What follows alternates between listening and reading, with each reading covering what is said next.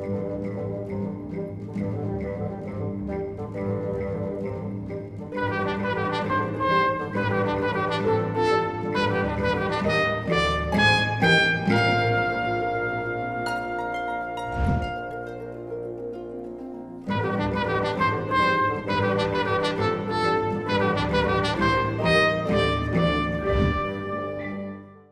to Huellas, the World and Mexico City, a program of UNAM's Coordination of International Relations and Affairs through UNAM's headquarters in the world. On this occasion, we have two very special guests. I welcome Dr. Alicia Mayer, Director of UNAM-Canada. She completed her bachelor's, master's, and PhD in history at the Faculty of Philosophy and Letters of the National Autonomous University of Mexico. She holds the position of full-time senior researcher at the Historical Research Institute at UNAM. Her research interests are oriented to the history of ideas, colonial historiography, comparative historiography, Europe and America in modern times, and European and Amerindian relationships, 16th to 18th centuries. Our second guest is Dr. Jean-Luc Pilon. He retired in July 2018 after more than 33 years as an archaeologist and curator at the Canadian Museum of History in Gatineau, Quebec. His research has been carried out across Canada's northern regions in Tierra del Fuego and the First World War battlefields of northern France. Dr. Pilon has specially prized the opportunities that his employment offered him to travel through regions far removed from modern developments and to experience the land as it has been for thousands of years. During these investigations, he has often benefited from the extensive writings of Samuel de Champlain to gain insights into the indigenous people Champlain was encountering and describing in the beginning of the 17th century. It is precisely Samuel de Champlain and his account of a visit he presumably made to Mexico City somewhere between 1599 and 1602 that brings us together today. Clearly, understanding who Samuel de Champlain was should be our starting point. Therefore, I now give the floor to Jean-Luc. His participation will be followed by Alicia's remarks, after which we will have a discussion where final comments will be shared. Thank you. Muchas gracias, Gerardo. Discúlpeme para no continuar en la lengua de Cervantes, pero sería well, it would not be polite for him and for your language. So if you will allow me, I will continue in English, a language that I'm more comfortable in. And yes, indeed, I find it interesting to be here talking about Mexico City and Champlain because I know nothing about Mexico City and Champlain. However, I think it is important for people, when we do look at what Champlain had to say about Mexico City, that we understand who Champlain was and its importance. And so, as Gerardo mentioned, I do have some familiarity with Champlain from his Canadian experience. So if you will allow me, I will put on a PowerPoint that gives you some images to accompany some of the things. Okay, so Samuel de Champlain is often called the father of New France, and you know, he was a very important figure, and you'll find out why. And so, of course, it's no surprise that we have commemorated Champlain. There are bridges, lakes, rivers, and of course, monuments. Here on the right, you see one in Quebec City. On the left, at the top, you see one in Ottawa. At the bottom, you see one on Georgian Bay.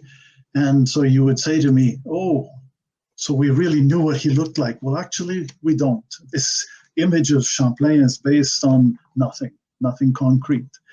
So he remains a bit enigmatic from that perspective. And the enigma begins with his birth, you know, for the longest time until about 8 or 9 years ago, we did not know the exact time of his birth. Now, it's important because that allows us to follow his life history. But in a few years ago, we had somebody was going through some online archives, and they found in a Protestant record in La Rochelle a mention of the birth of a young Samuel to a father named Antoine and a mother, Marguerite Leroy. And it is more than likely Champlain's birth record. And it is a big deal because up until that point, we did not know. I don't know, you can't read this, but it's in 1574 that he was born. Champlain was had many aspects to him. He was a great cartographer. He made maps, and here you can see one of his maps of the St. Lawrence. This is Newfoundland, the island of Newfoundland, Terra Nova, Nova Scotia, the St. Lawrence, and the Great Lakes of the interior of Canada, which is remarkable in its precision. You know, his rivers can be matched up with modern day rivers, but it's also accompanied by all sorts of information. He was an observer of the greatest kind. He was observing the natural history, the natural plants, the animals of the lands that he was coming across, and a lot of observations about the people that he was encountering. And his relationships with the people, to me, is very, very critical. This is why he is a very important figure, because it was Samuel de Champlain who established the first permanent European presence in what is today Canada. Others before him tried, and they resulted in very poor, well, they were not able to. They had very poor relationships with the local indigenous people. But Champlain took a strategy that was entirely different, and it was successful. Just to show you how good a cartographer is, this is an insert from one of his maps.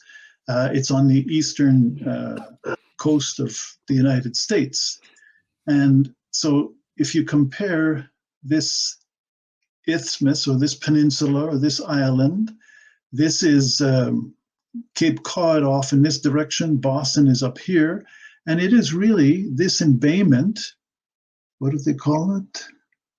Buzzards Bay, is really well represented by Champlain's map. So he really could look at detail of the land really well and represent it quite well. So he was very well versed in his art of the cartographer.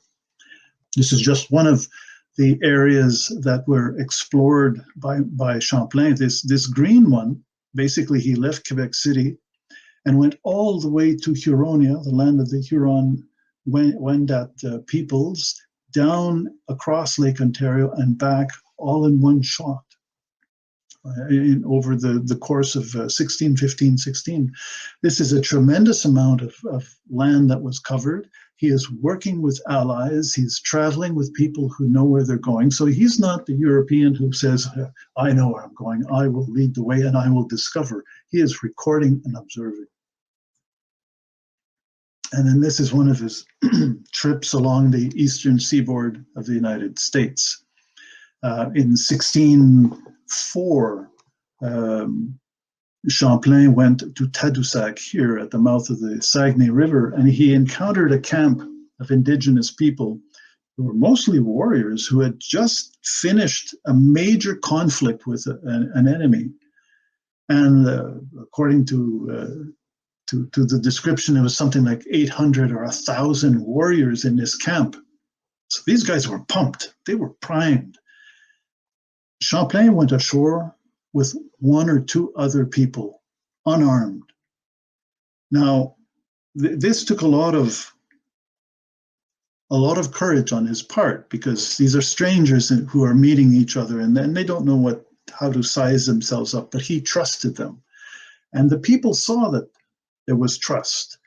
And this is what Champlain did, is he established alliances with local people, alliances based on nation-to-nation understanding of each other.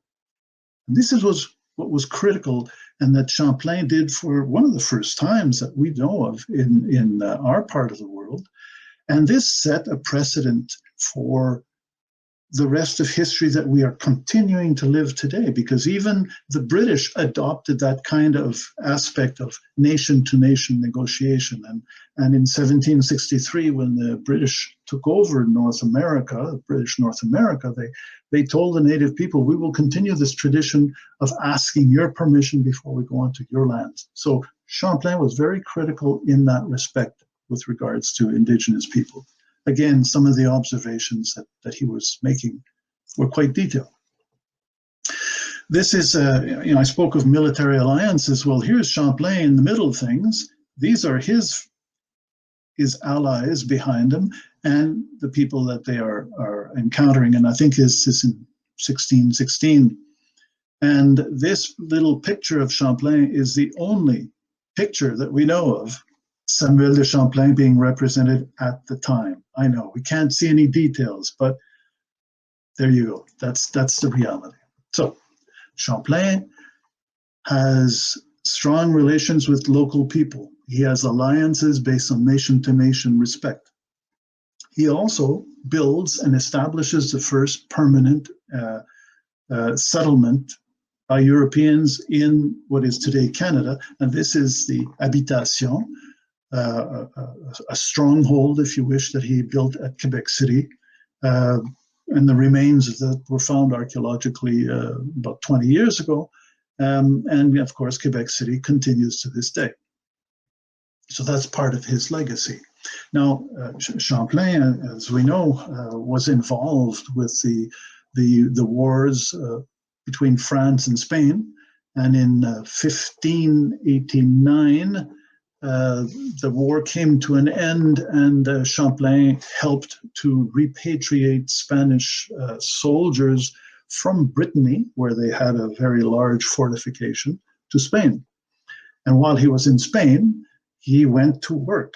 He went to work making his observations. He couldn't help himself.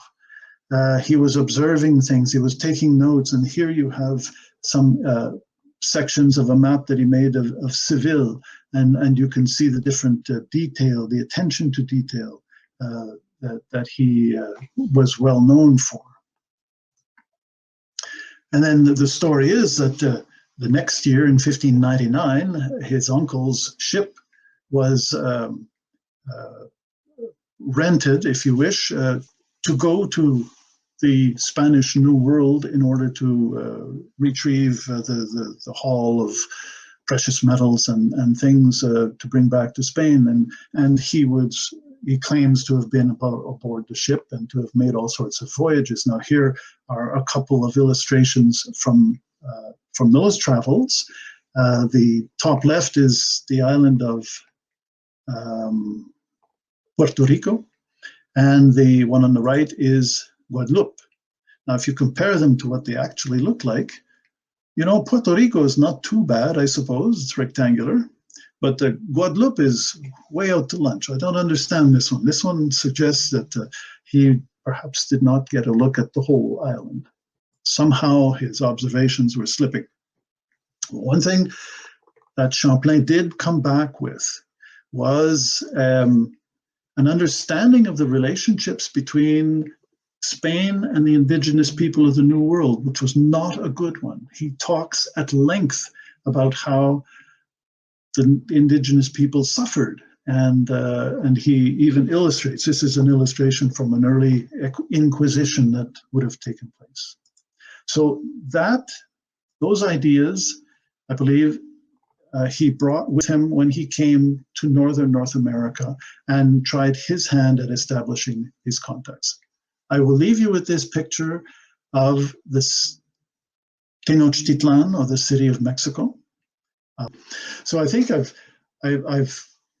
given you an idea of the sort of role that Champlain played in our part of the New World, and at least hinted at his presence in the Caribbean and areas further south. And I've taken up too much time. That's okay, Jean-Luc. Thank you very much. Thank you very much for those initial remarks. You want to continue, Alicia? Thank you very much, Gerardo. Thank you, Jean-Luc, for this illuminating lecture. I am going to talk on Mexico City as described by Samuel Champlain and compare his depiction to Bernardo de Balbuena. And I am also going to share some images, but I need help because my ability in technology is not so good. So well, thank you. The people in backstage that are helping me. Well, in his book of 2003, Samuel de Champlain, Espion en Amérique, Eric Thierry refers to Champlain's voyage to Mexico City and suggests that it might not have happened As the explorer, in those days, a young man of about 25 years old was incapable of describing the capital city. The next picture, please. We have references that from around the 1st of May through the 29th of June of 1599, Champlain traveled to Veracruz, Campeche, and its surroundings as a passenger in a Spanish fleet. As Jean-Luc said, one ship, the San Julian, was commanded by his uncle, Guillaume Alain. Thierry insists that Champlain stayed in the coast of the Gulf of Mexico and did not go further to the mainland, and thus did not make the voyage to Mexico City. His adventure apparently ended in 1601 when he returned to Spain and then back to France. Months later, Champlain wrote on his travel experiences, relying on memories, and added many sketches and drawings to his manuscript, the Brief Discourse, or Petit Discours, which he supposedly gave to Henry IV in 1601, and which was only published till 1859 in English. Thierry states that Champlain did not visit all the places that he describes in the Spanish dominions, and did not see in situ all the places, the inhabitants, the plants, the animals, and that he refers to in his relation. For this reason, he suggests that the French chronicler's observations are therefore poor in content and based on simple stereotypes. This image should be a little bit later, but if you leave it like that, it's okay. On the contrary, there are scholars that think that there are many good reasons to believe that Champlain visited the capital of the Viceroyalty of New Spain, among whom we can count David Hackett Fisher. The author discusses the debate, the problems of accuracy and authenticity of his brief discourse in an ample appendix in his very relevant biography entitled Champlain's Dream of 2008, by all means a Pulitzer Prize winner. Both the above-mentioned authors, Thierry and Hackett Fisher, agree on the matter that Champlain's brief discourse was an espionage report meant to give ample information of the Spanish Indies to King Henry IV of France. I do not want to repeat Dr. Pilon's wonderful conversation on Champlain's voyage to Mexico, and I will rather comment on something else, but still related to the topic. When I carefully read Champlain's brief discourse, and especially his description of Mexico City contained in its pages, I immediately thought on Bernardo de Balbuena, who is the one that appears in this engrave. Bernardo de Balbuena's long poem, Grandeza Mexicana, or Mexico's Grandeur, written in 1603, printed the next year with two different editions published during Balbuena's life, where there is an extensive description of Mexico City. Balbuena was a Spanish priest who lived in New Spain's capital at the time that Champlain supposedly made his visit there. Of course, these men did not meet and ignored what the other wrote. But as witnesses of the same surroundings, most of their depictions could have been similar. So my aim was to compare both men's observations and see what came of it. And of course, I was very interested in discussing these matters with my colleagues in this video conference. So what we have now are two men, one French and one Spanish, describing Mexico City at nearly the same time. They are contemporaries. Champlain was born around 1574, as Jean-Luc informed, and died in 1635, whereas Balbuena was born in 1561 and died in 1627 as bishop in Puerto Rico. Henry IV, the King of France, was very interested in what Champlain had to say regarding those territories in America. There was a long-time rivalry between France and Spain, as also Jean-Luc quoted, that went back to the times of Francis I and Charles V. But after the peace treaty of Vervins in 1598, Henry asked Philip II for the right to trade in Spanish ports and received a blunt negative from the Spanish king, who, of course, was jealous to share any information on his dominions overseas. The next picture, please. Books like these on discoveries were very popular at the time because they generated curiosity for the far and exotic lands. Moreover, they were highly estimated by the European courts precisely because they needed ample information of its enemies' possessions.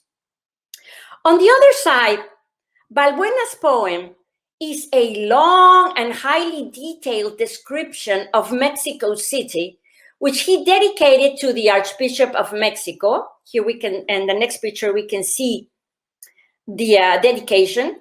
The Archbishop of Mexico at the time was Fray Garcia de Mendoza y Zúñiga. The reader can feel his admiration for what was in those days one of the most impressive and cosmopolitan cities in the Western world.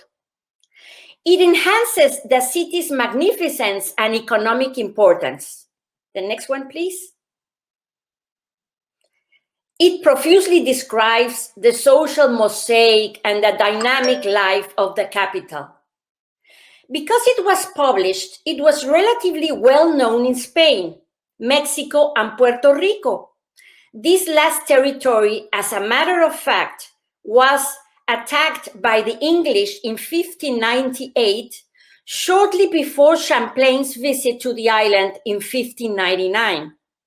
Balbuena was appointed bishop there in 1620 and actually saw his library and manuscripts destroyed by a Dutch incursion of pirates there in 1625.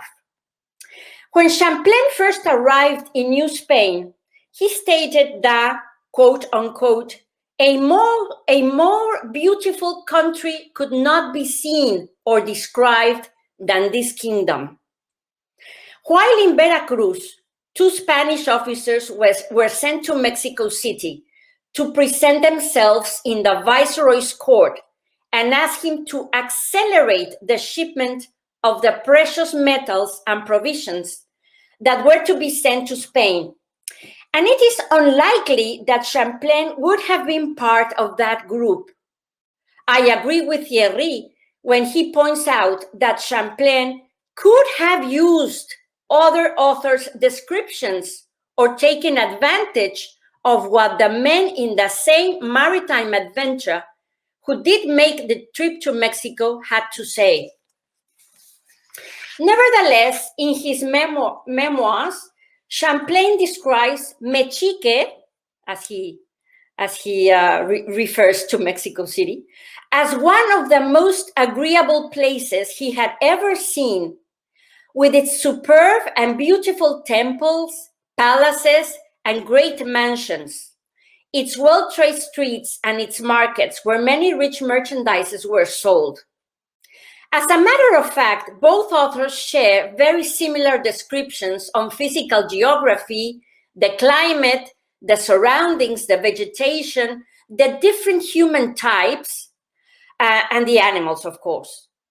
Where there is a marked difference is in Balbuena's more extensive, detailed account of the architecture, the history, and most of all the cultural and social traits in comparison to Champlain's shorter account. I think this is, of course, very logical, as Balbuena knew Mexico as an inhabitant, whilst Champlain, if in fact he was there, would have been only a short-time visitor. Champlain's narrative concentrates on the forests, the types of trees, the aromatic roses, the rivers, the fertile land, the different fruits, the birds with a variety of color feathers, beasts of burden, the cool air, and the delightful climate. It's interesting to see that he gives a number of between 12,000 and 15,000 Spaniards and more than 6 times this number of Indians. The next, please. It's one of his drawings. And these Indians, he quotes that, or he refers to these Indians as new converted Catholics. And also he describes the black slaves. He describes the city as being surrounded by water. The next, please. Fed by 4 rivers with abundant fish.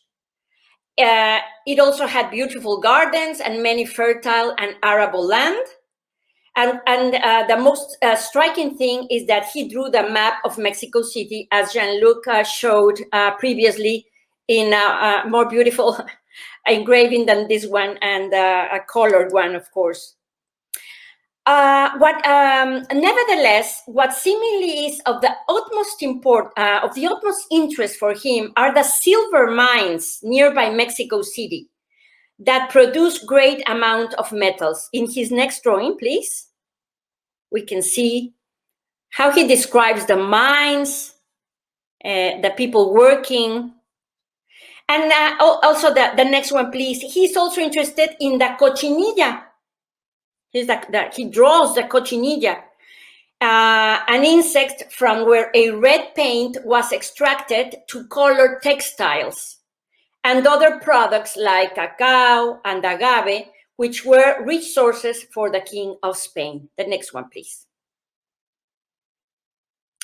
For me, more than Champlain's description of Mexico City, what is more important to highlight is what follows in his narrative.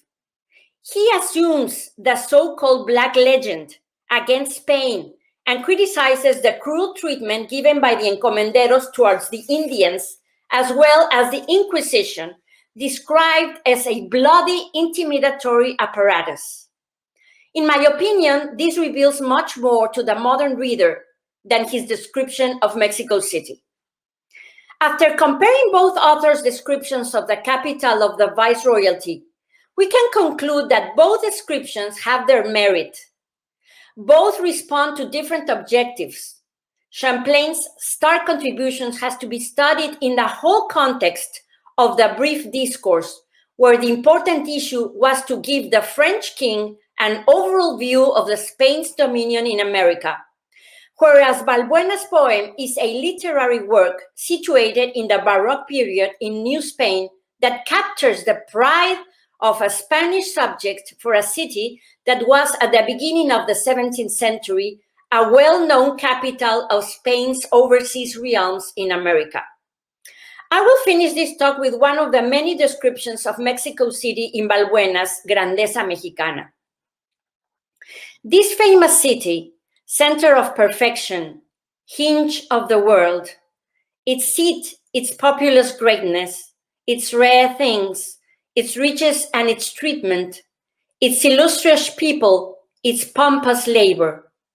In all, a most perfect portrait, you ask, of Mexican greatness, be it expensive, but it modest. Thank you. Thank you very much, Alicia, for your presentation.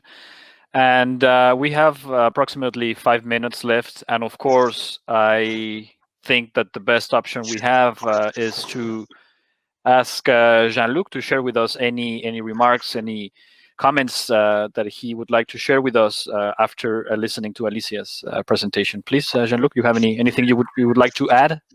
Well, I certainly appreciated it very much, and it sort of shows the intricacies of the times. You know, the poem is so eloquent in how much of a powerful place Mexico City was.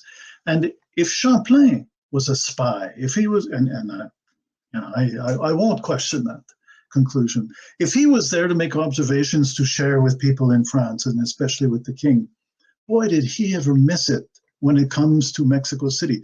He did well, though, when talking about other places, or at least the information that we have for other locations seems quite a bit more strategic and more full. So that does pose the question of, did he actually go there? Or was he basing what he wrote on things that he heard or the experiences of others? And, while it sounds like, darn that guy, a spy, underhanded, the back and forth between these empires, of course, was very, very great, as we can only assume. And I think I had mentioned earlier, one of the earliest maps that we have of the St. Lawrence Valley is in Spain and was done by Spanish people who annotated the map. And this is in the middle of the 1500s, and suggesting that on fishing crews, sometimes you would get somebody slip in and they were from the other side. And so this happened a lot. I'll stop there. Anything you would like to add, Alicia? I think Jean-Luc is perfectly aware of the fascinating times that the 16th and the 17th century are for the discovery of America. And I think Champlain is a character that deserves more attention. Of course, he has the attention that he deserves in Canada.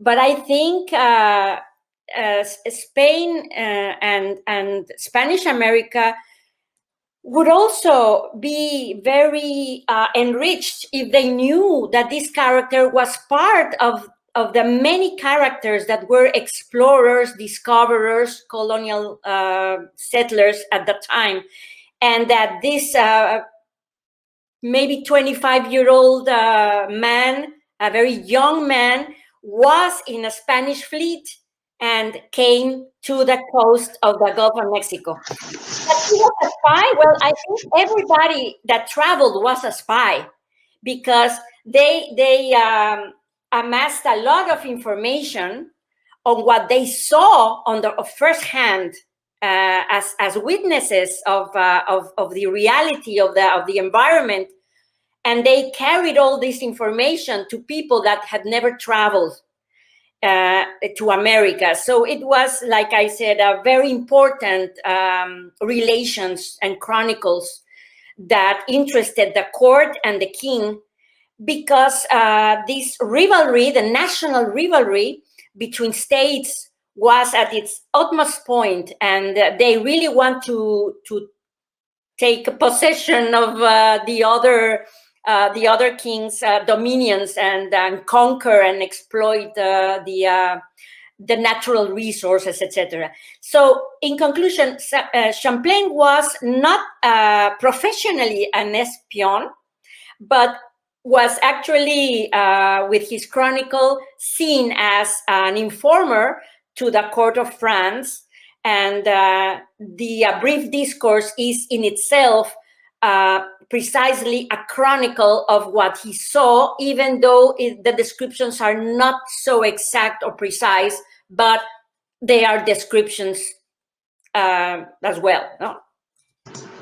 Well, I fully agree with you. And regardless of whether he traveled every part of that trip, he was influenced by the things that either he saw or the things that he heard. And from a Canadian perspective, he was influenced in a positive way, that when he had his chance to attempt to create settlements and attempt to relate to Indigenous First Nations, he took a different tact altogether. And not only different from what Spain had done, but different from what French people had done in the St. Lawrence ever since they started there. And so regardless of the source, that he was moved by what he learned one way or another. And it, I think, was a positive thing, because he set a new tone, and I think set a positive tone when he came further north. So thank you very much for these conclusions and final remarks. Unfortunately, we've covered the time that we had to discuss this. I honestly see this as a starting point, and maybe, hopefully, we'll have a chance to continue this conversation at some other time. So thank you very much, Alicia, for your presentation. Thank you as well as Jean-Luc. It's been a pleasure sharing this conversation with both of you. Thank you very much, and thanks the university, the National Autonomous University of Mexico branch in Spain, for their invitation.